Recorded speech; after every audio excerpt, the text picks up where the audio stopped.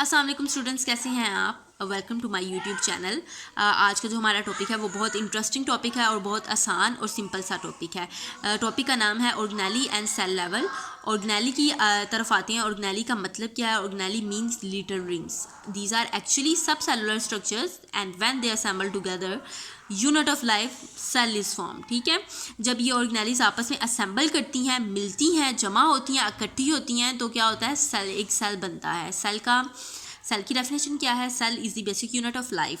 Each type of organelle is specialized to perform a specific function.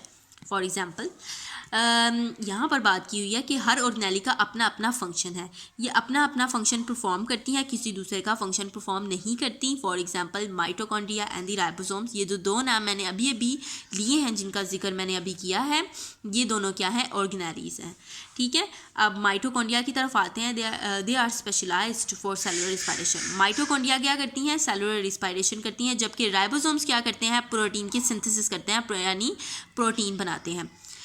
Function of cell are accomplished by these specialized structure and it is an example of division of labor within a cell। इसका क्या मतलब है? इसका मतलब ये है कि ये फॉर एग्जांपल मैंने एक सेल बनाया है। ठीक है, इस सेल के अंदर जो डॉट्स हैं ये ऑर्गेनेलीज हैं। सपोज कि इस सेल के अंदर जो डॉट्स हैं ये तमाम की तमाम हैं ऑर्गेनेलीज। ये हर ऑर्गेनेली क्या कर रही है? अपना अपना फंक्शन परफॉर्म कर रही है और इसको कहते हैं division of labour within a cell. Cell के अंदर division of labour. Single celled organism की तरफ आते हैं तो इनको हम यूनिसेलुलर ऑर्गेनिजम्स कहते हैं और इनकी एग्जांपल है prokaryotes and most protist. Multi celled organism को हम मल्टी सेलुलर ऑर्गेनिजम्स भी कहते हैं। इनमें एग्जांपल आ जाती हैं फंजाई की, एनिमल की और प्लांट की। अब इसमें प्रोकैरियोट्स और यूकैरियोट्स में नंबर ऑफ ऑर्गेनेली का डिफरेंस बताया है। Prokaryotes have limited number of organelles. Prokaryotes के अंदर कम ऑर्गेनेलीज मौजूद होती हैं, जबकि यूकैरियोट्स के अंदर बहुत ज़्यादा ऑर्गेनेलीज और बहुत डिफरेंट काइंड्स की ऑर्गेनेलीज मौजूद होती हैं। They are rich in number and kind of organelles. ठीक है, यूकैरियोट्स के अंदर। तो ये हमारा था organ and cell level. Next हम मूव करते हैं अपने अगले लेवल की तरफ, जो कि है tissue level. Tissue level, this is the very simple level.